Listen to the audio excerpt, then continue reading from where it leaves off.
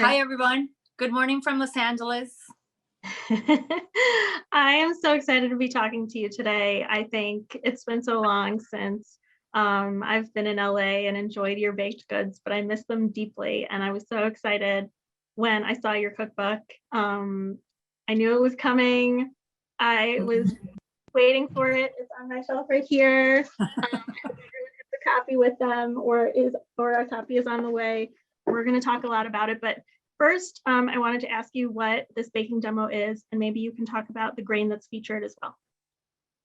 So we're starting right with the recipe, huh? So the recipe we're making is a chocolate chip cookie. So the coolest thing about chocolate chip cookies is that they work with almost every single flour you'll ever meet. Um, in this case, we're making them with rye. Those of you who have rye flour at home from my favorite mill, Grist and Toll, lucky you are. And we are making it with rye in the demo, but in the book we make it with I think there's a total of 7 variations, so 8 total. But the reason why I wanted to do it with rye is because this is the actual cookie we sell here at the bakery. So today we baked 10 trays of those this morning.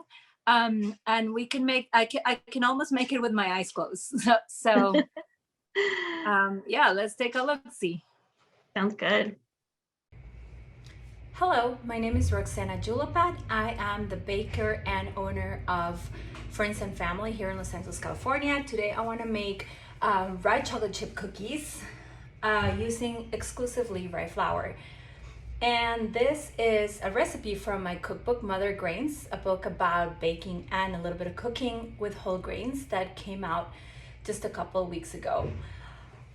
So let's start with the ingredients. So I got 4 ounces or 1 stick of unsalted butter, half a cup of granulated sugar, and half a cup of really nice and packed dark brown sugar. I also have 1 egg, that's 1 large egg, and a cup and 1/4 of dark unsifted rye flour, half a teaspoon of baking soda, a 1/4 teaspoon of kosher salt, and 1 cup of chocolate chips. If you can't find chocolate chips, feel free to buy your favorite dark chocolate bar and chunk it up with a chef's knives.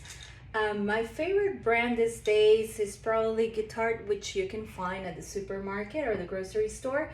And I also like Valderona that you can find here in LA. You can find it in bars at Trader Joe's, and it's fairly easy to cut. So this is a very simple recipe. I'm gonna pull my mixer. It's done in quite a short amount of time. I'm gonna bring the tripod a little closer so we can see inside.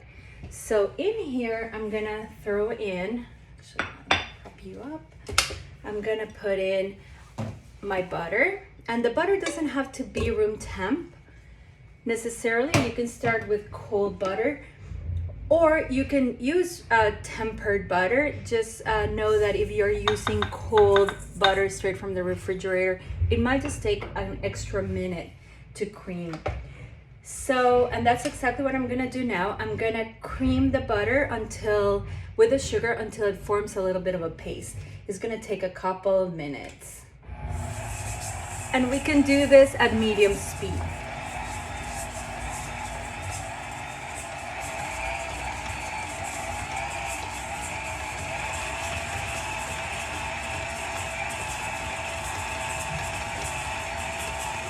While that is happening, I'm gonna go ahead and get my egg ready.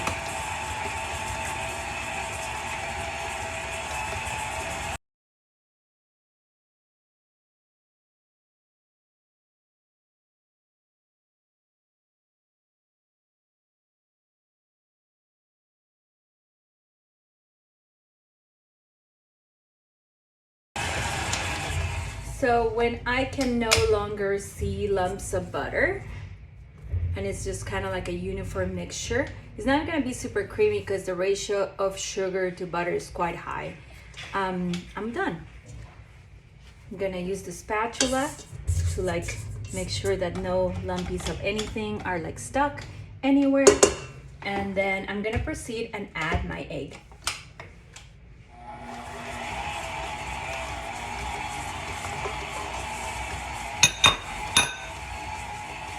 And at this point, I'm just gonna paddle on medium to slow speed until it comes together.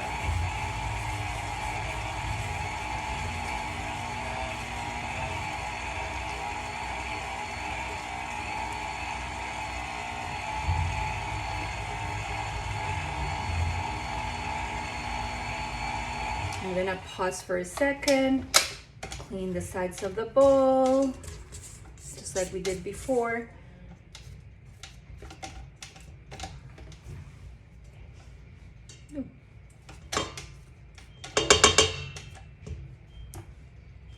And paddle a little further.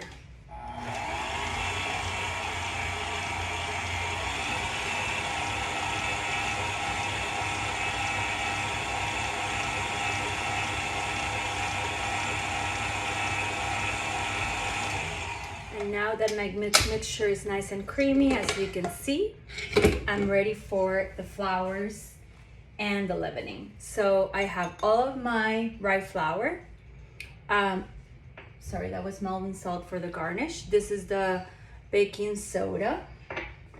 And this is the kosher salt, not the Maldon salt. And I'll tell you why I bring up the subject of Maldon salt in a minute. So I'm gonna add all of my dries in there. And I'm gonna paddle very slow because we don't want a cloud of rye flour everywhere until it comes together in a dough.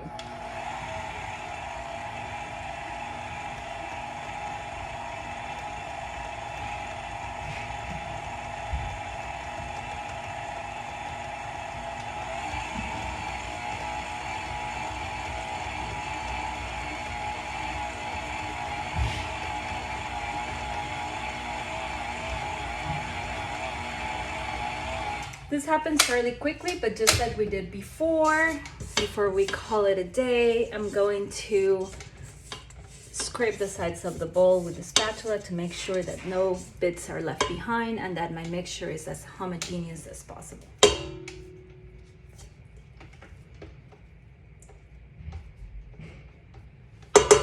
And give it a little mix one more time.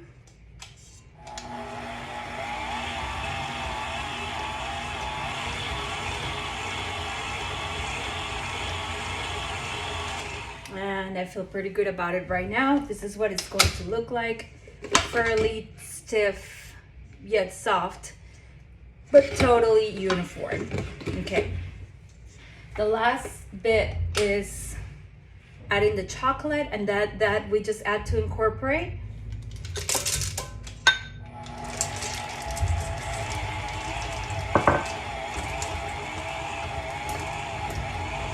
And we are ready. So this cookie, like many other cookies, benefits from refrigerating.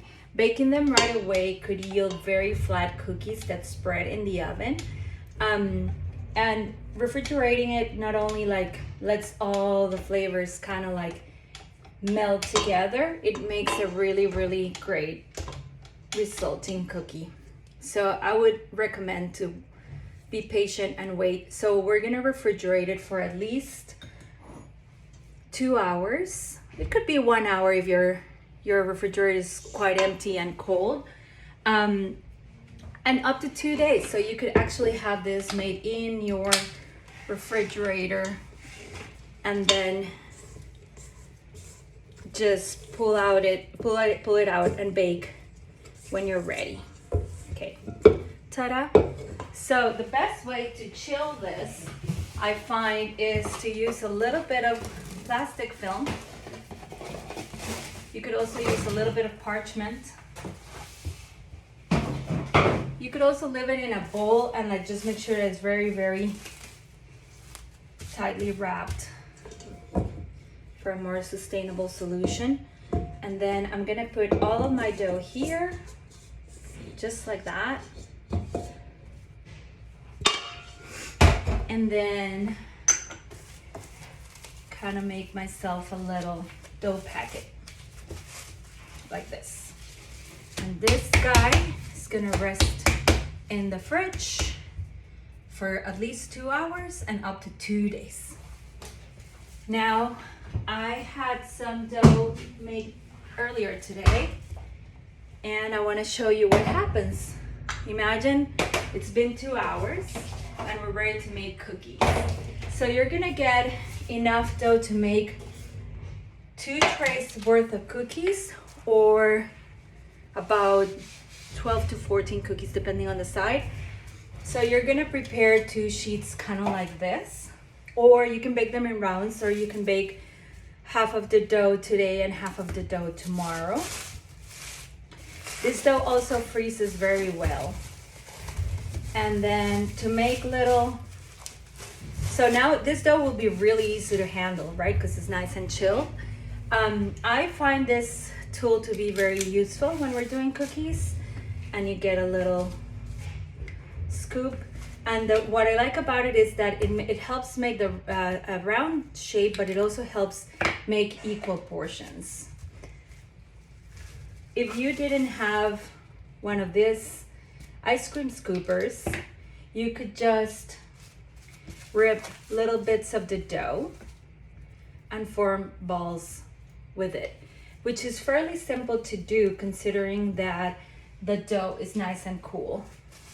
So whichever method sounds good to you, that will work just fine. And then before they go in the oven, I don't flatten them. I just let it be like this and let them flatten in the oven. There's quite a bit of sugar in here, so I find that if I flatten them like that, they can get really, really, really thin and crispy. And I don't always love that with this cookie. All right, so one finishing touch that I really like to do to these cookies is to add a few flakes of Maldon salt.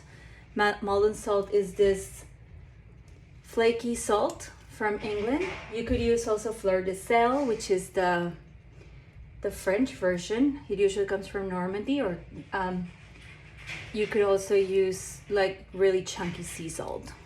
Okay, and that is kind of like a really, really terrific salty bite on the sweet cookie. And these guys are gonna go in the oven.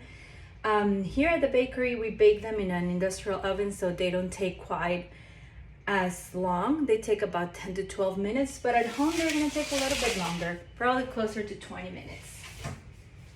And voila, this is how we're gonna bake them.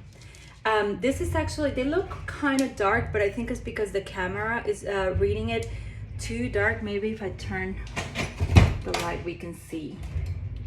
But they're actually just like, they're dark because that's the color of the rye, rather than because we bake them nice and toasty. And in fact, what I'm looking for is a really nice and sort of crusty outside, but a really soft and yielding middle, which this is. And this is a terrific little melty cookie.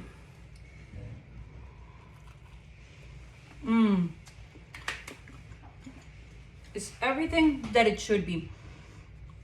So I hope you enjoy this demo. And if you have any questions, please hit me up on Instagram at Roxana Jullapat. Thank you. Looks so good. I'm really jealous that I don't have them in my kitchen right now, Roxana. It's not fair. I got excited. I was answering questions. I was direct messaging anybody who had questions in the chat. Somebody just asked if I recommend convection of a convection oven. If you have it, yeah. If you don't have it, it will still work. But if you have convection, yeah, cookies love convection. Yeah, and maybe let's clarify a couple of the questions that came in about the recipe for everyone. I think there was one note about vanilla you wanted to make, about when to add the vanilla. So I actually shot that demo. Sorry, apologies. At 3 a.m.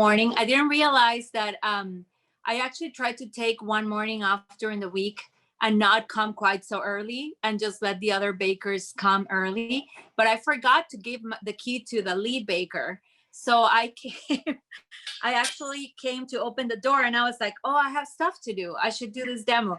So I might have been a little sleepy. And so I would say you can add the vanilla when you add the egg. And then in the book, I think I actually asked to add the leavening, the vanilla, and the salt right before adding the egg. But that order of things is not super strict. It's not set in stone. It's not going to make a huge difference. You can also do as I do in the demo and add the salt and the leavening to the flour, and everything is going to turn out all right. Yeah, absolutely. I think that's something we'll talk a little bit about more later too, is just understanding doughs and how to work with them and what changes you can make to recipes like this. And so if you forgot to add the leavening right after you add the egg and the vanilla and you add it in with the flour, it's completely fine. It'll still disperse into the dough. It'll still bake up into nice. I love how these cookies come out with little rippled edges. They're nice and caramelized. They look so good and chocolatey. A lot of people are commenting about how you haven't skimped on the chocolate. It's an essential part of it. I wanted to ask about what flavor, you talk about this in the book, but maybe you can talk a little bit about it here. Like what's the flavor of rye like with the chocolate, and why do you like that combination in particular? It wasn't until after. Do you guys hear me okay? I hear a little feedback. You hear me okay? I hear you fine. All right. So basically when it didn't occur to me until very recently, but I feel like I find myself baking darker flours with darker components, or colors that resemble the grain itself. So this is a perfect example, rye and chocolate. And there's actually pigments in both ingredients that actually make them taste specifically like what they are, right? So rye is very special to me because I think it has a little bit of tartness to it. And that plays well in recipes that are kind of naturally sweet, like a cookie, which, and also it offsets the chocolate just so, and yet it complements it, So I think it's a really cool pairing.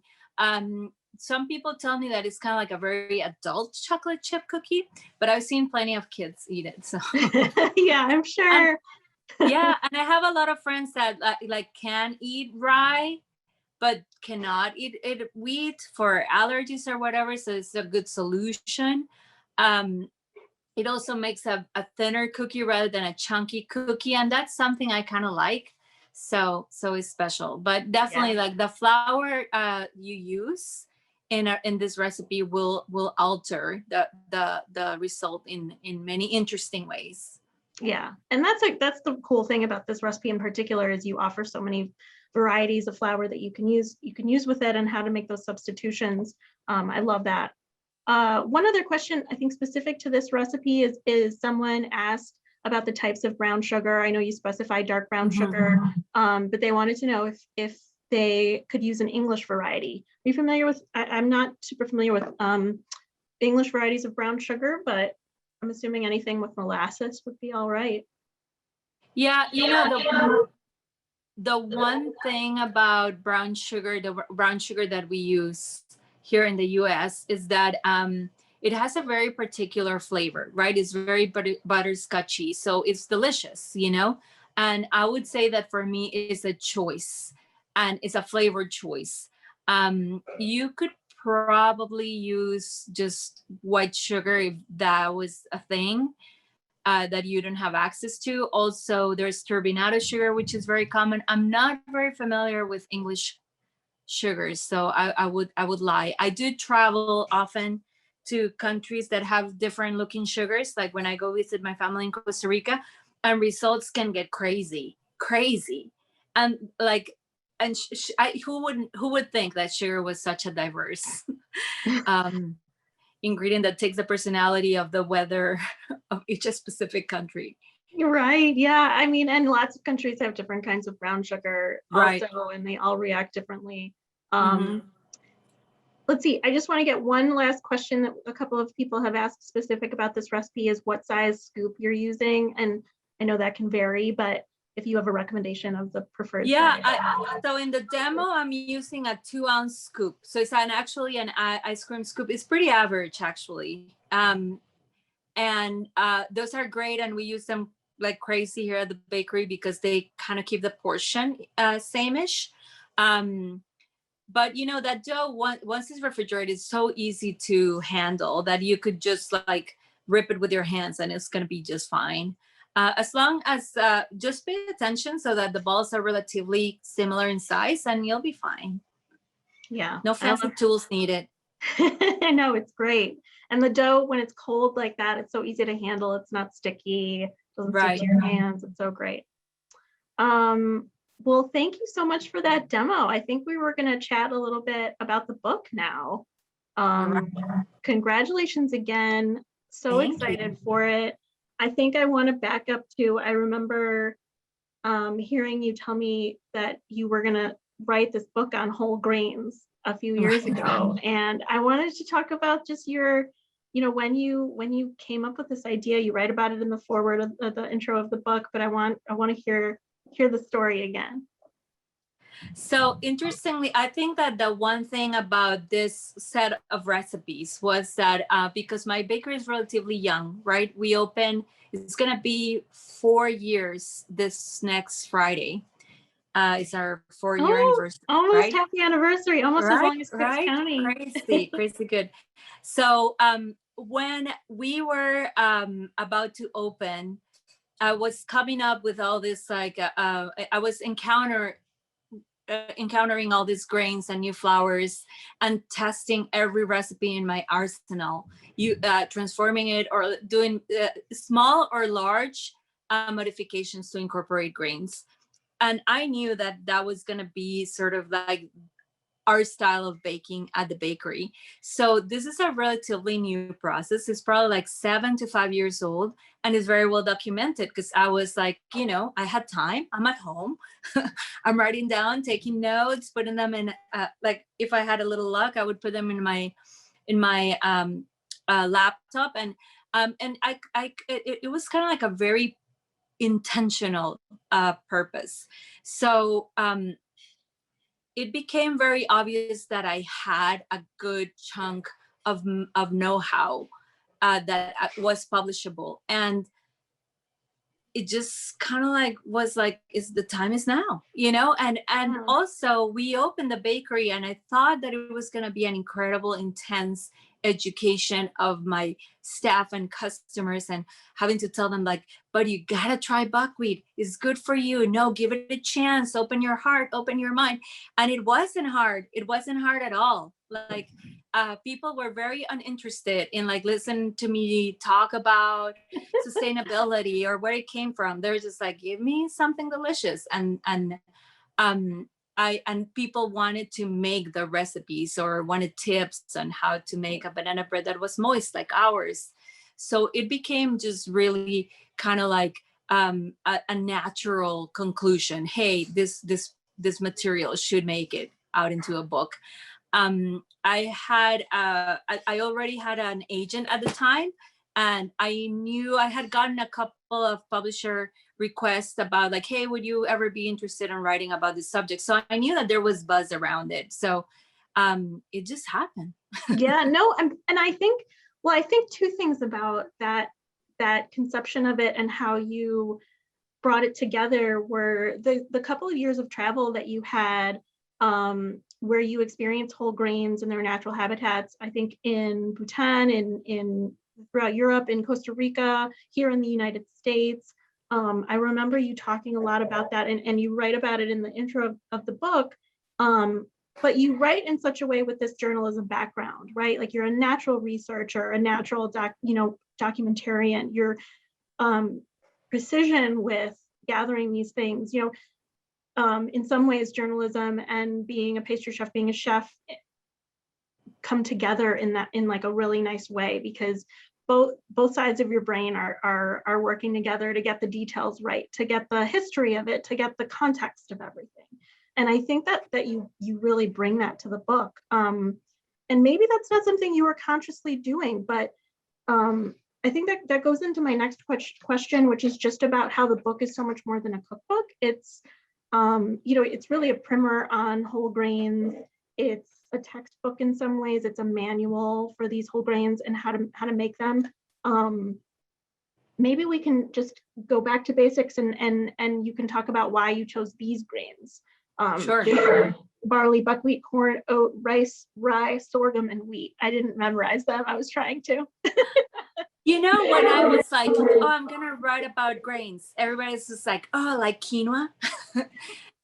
So I was just it was very clear to me that there were grains that were more like of the Whole Foods in fancy bags, and they will tell a different story. There were more like imports and be very brandy and eye-catching, and sort of like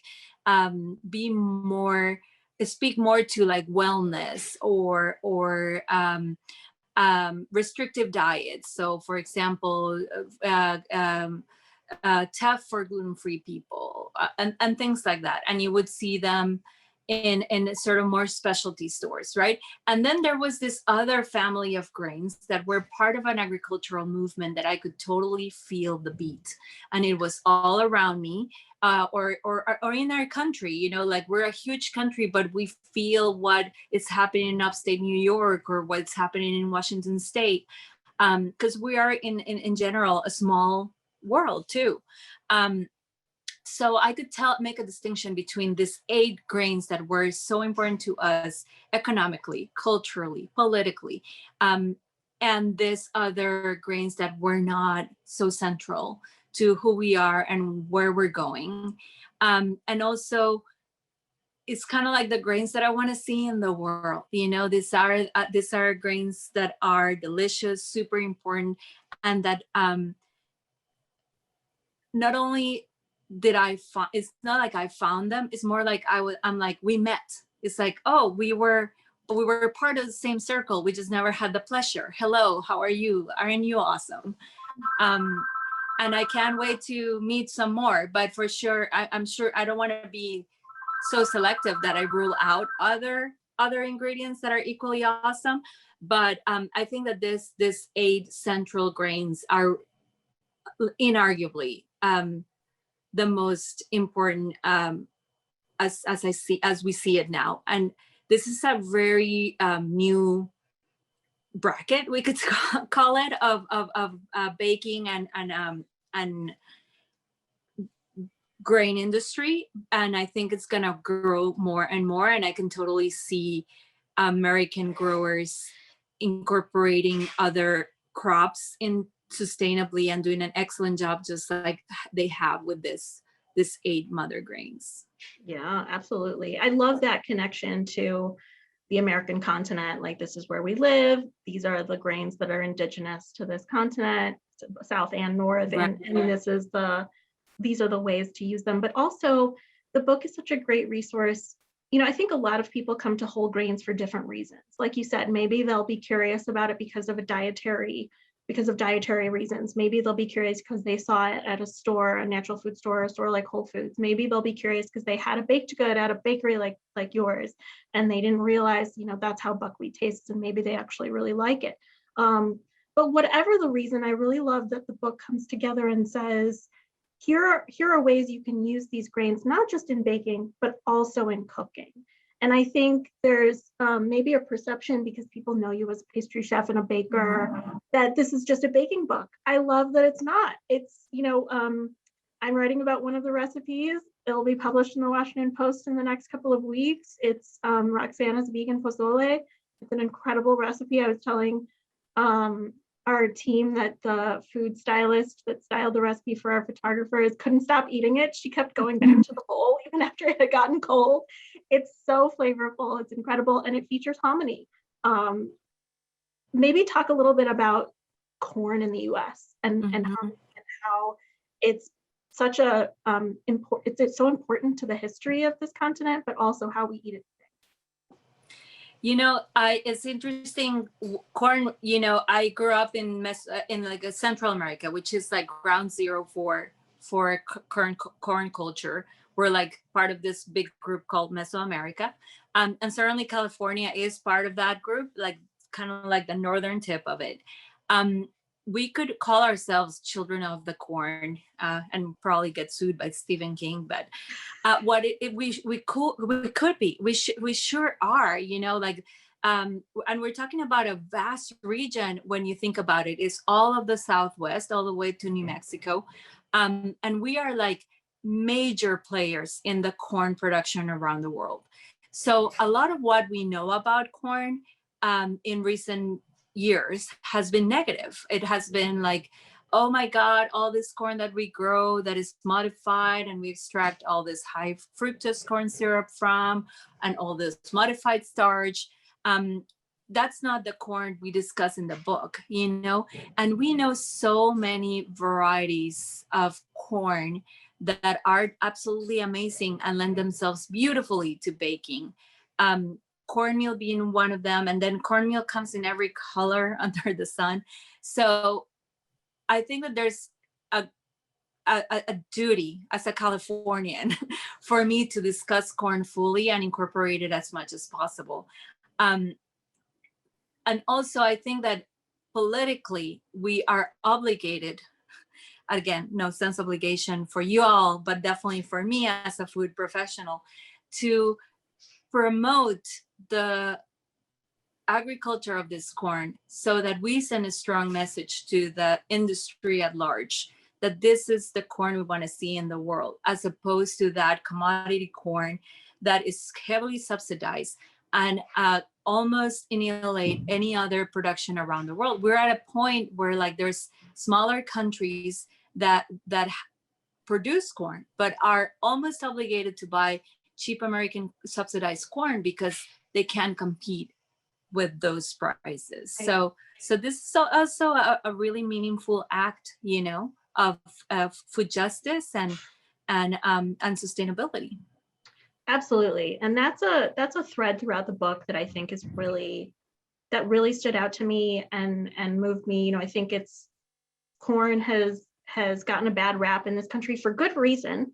Yeah. But like you said, it has such a rich and incredible history in, you know, across the continent, particularly in Mesoamerica, in which it was the reason for survival. So it's not all bad, is I think what the message we're trying to send. And there are ways to seek out heirloom varieties, locally grown varieties, locally milled cornmeal.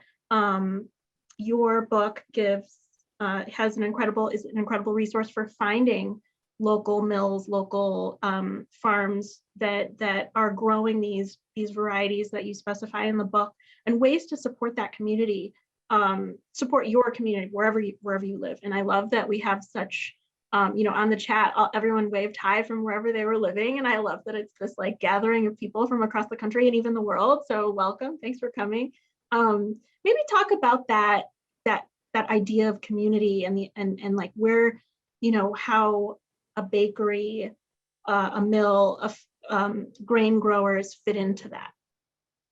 You know, writing this book reminded me how, like in the olden days, right, bakeries were really the heart of the village, right?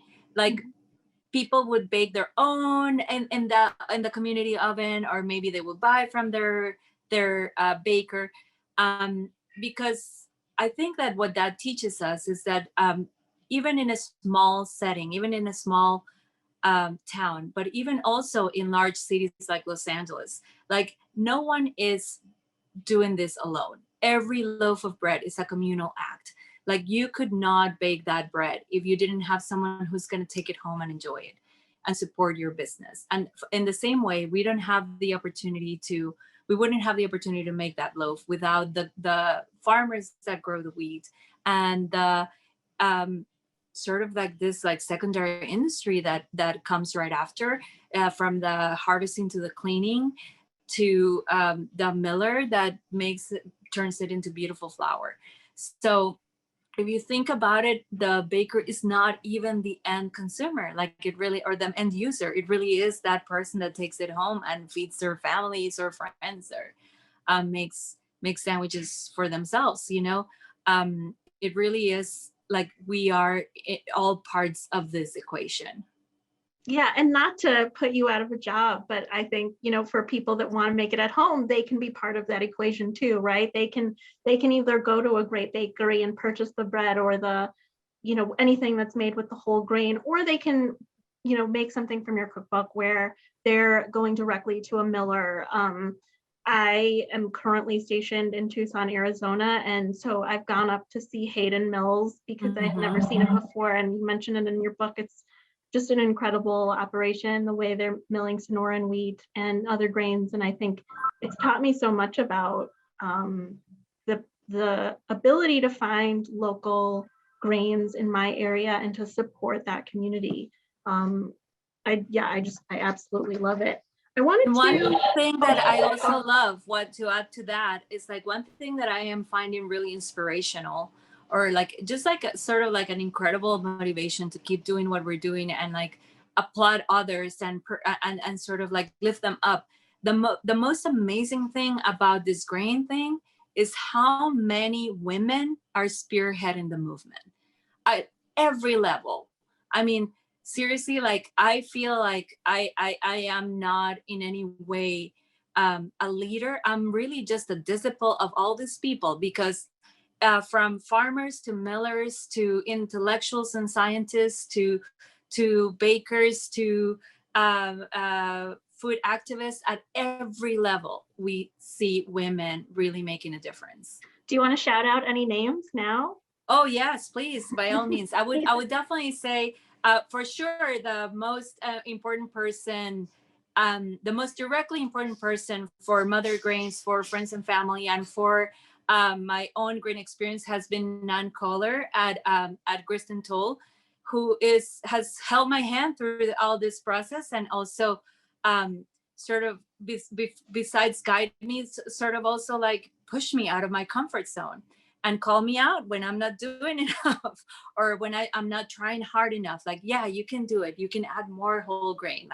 Like stay off that all purpose.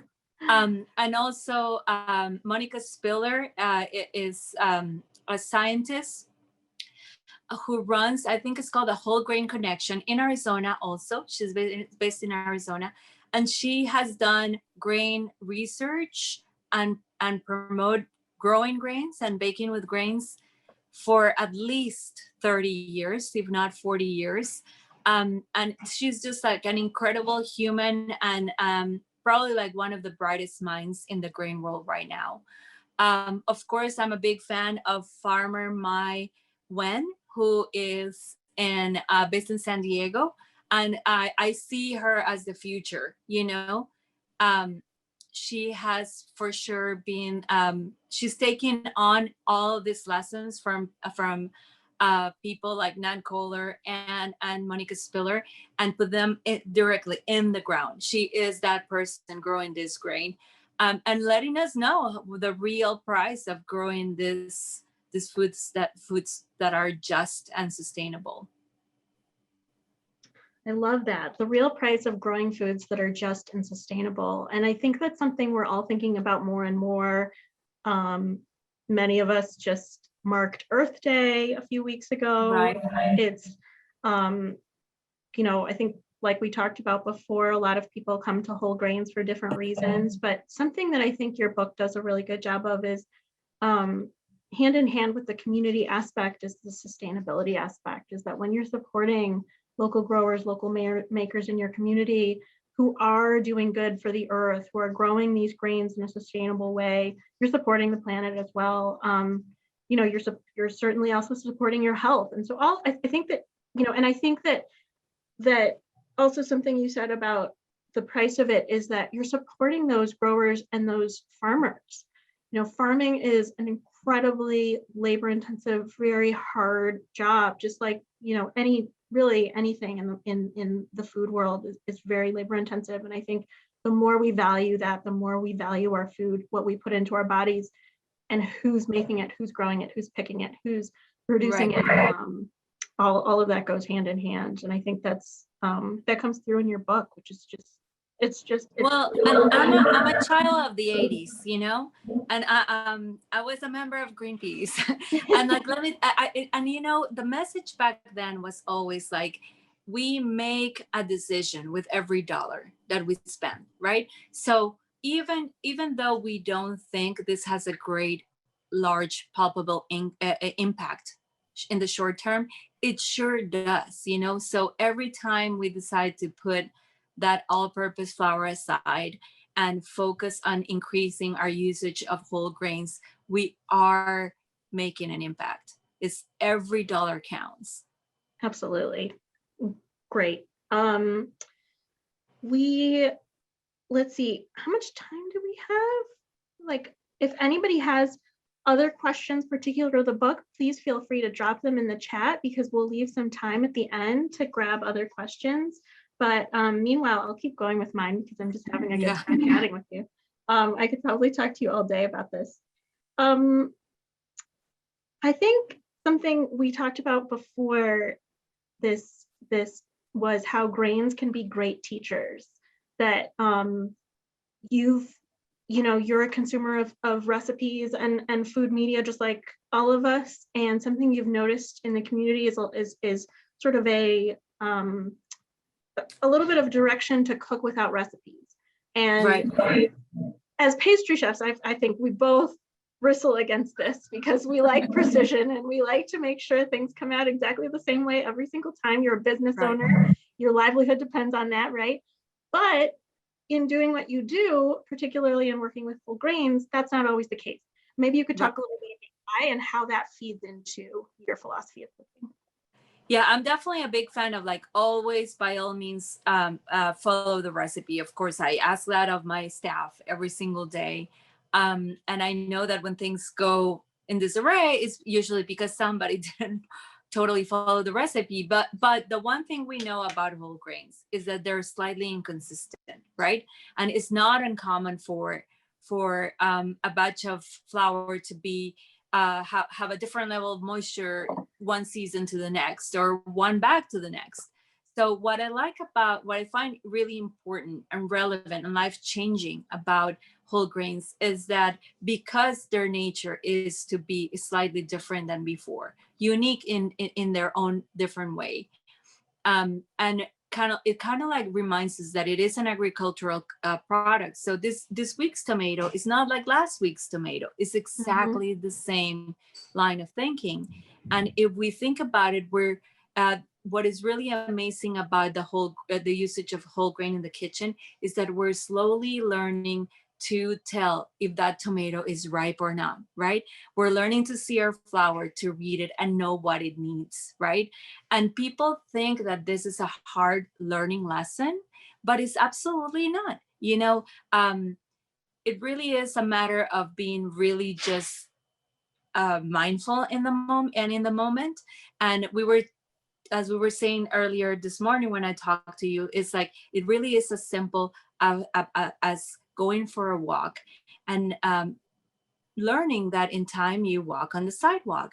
But you know, soon enough you'll learn that a stop sign means that you have to like stop, and that before crossing the street you will look in both directions, that you should use the pedestrian crossing area. So it is that instinctual. Like working and baking with whole grains is an experience, is a journey. It's not a destination as much as it is a path to follow. And you do get incredibly better at it, and you do learn to read flour.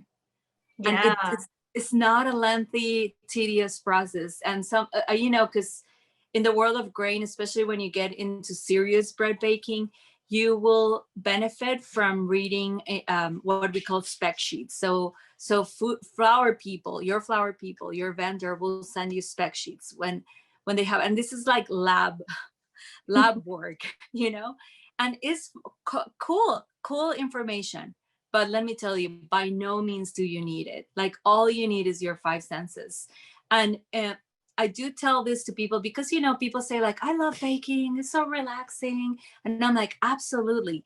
baking with whole grains, it will make that experience even more profound, because you will be 100% fully engaged. There is no way you can bake with these ingredients and not be part of the process. Like, it will look different, it will feel different, it will smell different. It becomes a mindful moment, you know. You, that day, you are not going on your meditation app. Baking will be the meditation, you know. I 100%. love that. 100%. And you get a delicious baked good at the end of the day. And you get awesome yummies at the end. No, that's a great, I think that's an important point too, is that you can't just think of whole grain flours as, or whole grains at all, as you know, equivalent to the bleached, very Right. enriched all-purpose flour you can get at the grocery store, because that flour has been milled and mixed, and all the levels have been Right. checked so that it is always the same every time, right? And there, you know, I'm not saying there's not something handy about that. Like if you're a brand new baker, it's reassuring to know that, like, if I follow this recipe exactly, it will work, right? And that's not to say if you don't follow the recipe from your book, they won't work, but you'll notice changes in it, just like you would if you make, if you make a tomato sandwich with summer tomatoes, or if you make a tomato sandwich with winter tomatoes, right? There's a taste difference, there's a 100%. textural difference, and they're going to require different seasonings, right? Like, you know, you might season the winter tomatoes with a little acidity or something. With the whole grains from different mills, from different times of grown in different times of year, you're going to have differences in moisture levels and protein and in all of the micronutrients. I think we're going to switch to questions. There are some great questions. I see a few questions about, which you touch on in your book, about storing the flours and whole grains and how long in their shelf life. So maybe you could talk a little bit about that. Sure. So what makes a whole grain flour is the fact that the whole kernel went in through the milling process and none of it has been pulled out. So that means that this, especially this little part that is called the endosperm, which is a section of the grain that contains the fat in the grain and the DNA of the grain. So what fat means is that it makes our the resulting flour prone to spoilage, right? Which is the reason why it's normally taken out. It's also very nutritious. So the reason why we want to store them in the refrigerator is to like delay that deterioration process, right?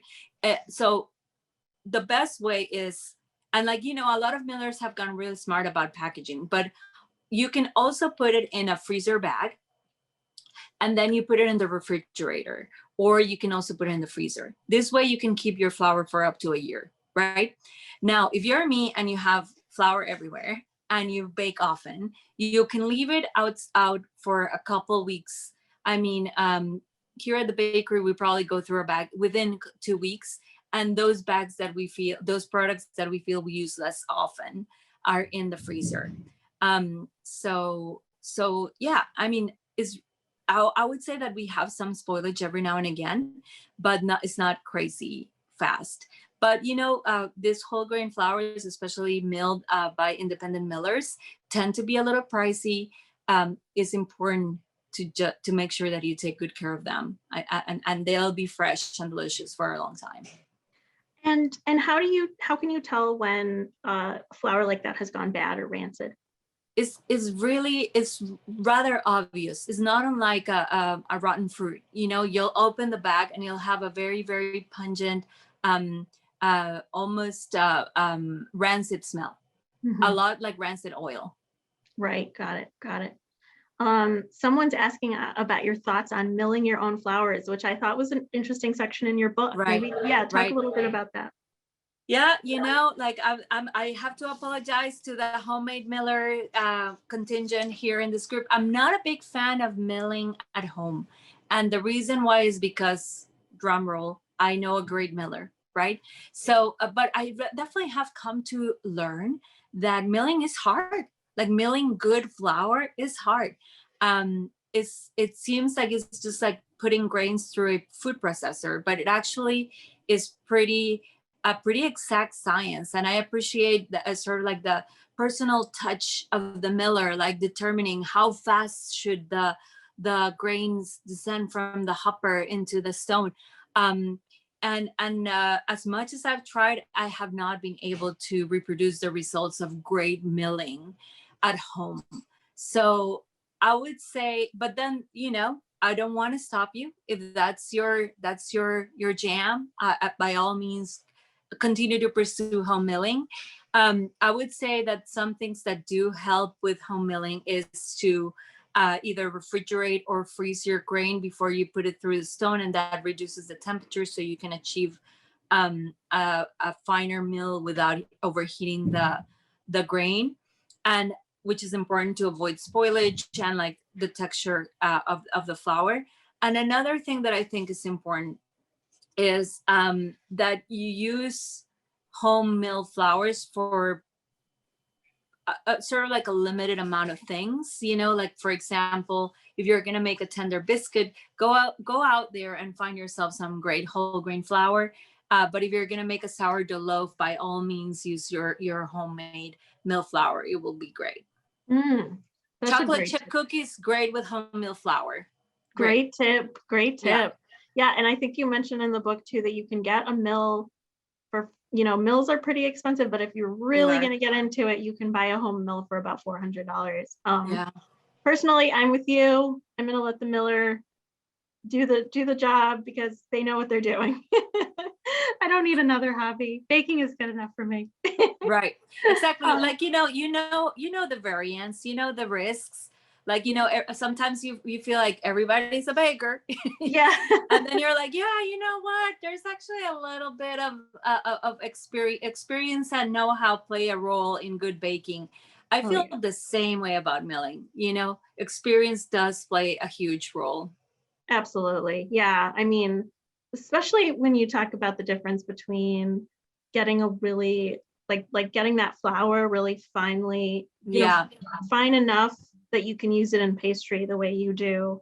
And when you talk about a baker that can turn out loaves that are consistently crusty and lofty, sourdough loaves like that, we saw in the past year, a lot of people pick up sourdough baking in at home, an incredible hobby, a great stress reducer, but challenging. I think everyone gained a lot of respect for bakers like you who do this every day, day in, day out, or starting early in the morning. So sometimes it's good to leave it to the pros.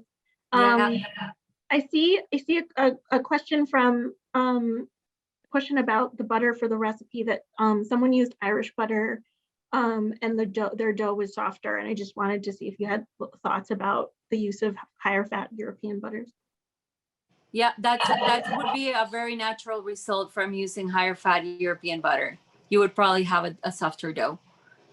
And how might you compensate? I would probably pull out a half an ounce of butter. Got it. That's great.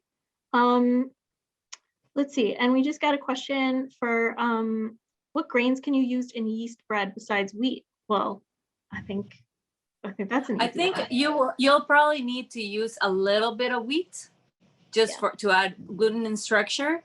And then you can mix in other grains. And depending on the grain, you can use anything. Just make sure that you keep your percentage appropriately so that it doesn't sink your bread or toughens your bread. So if you don't want to use 100% wheat, you might want to explore spelt, which is a relative of wheat, but not necessarily wheat. But why wouldn't you want to use wheat? And you'll find yourself doing, as much as you get to know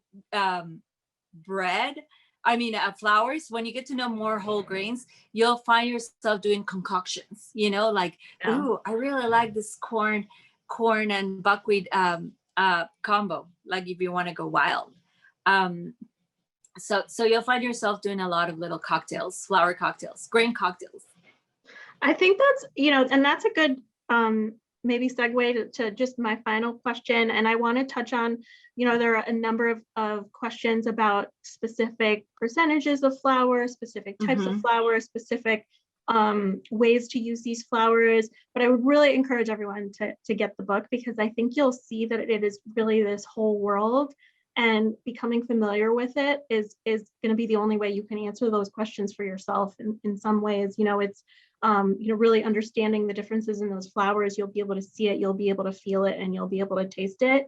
But I think for everyone, I wanted to ask you, Roxana, what habits do you think readers will pick up if they're not already on the whole grain bandwagon, but they want to get on board? Once they read your book, what are you hoping they'll get from it? If you're new to this, I strongly suggest that you go ahead and buy yourself some spelt. The spelt is incredibly user-friendly, and yet it's clearly a whole grain flour.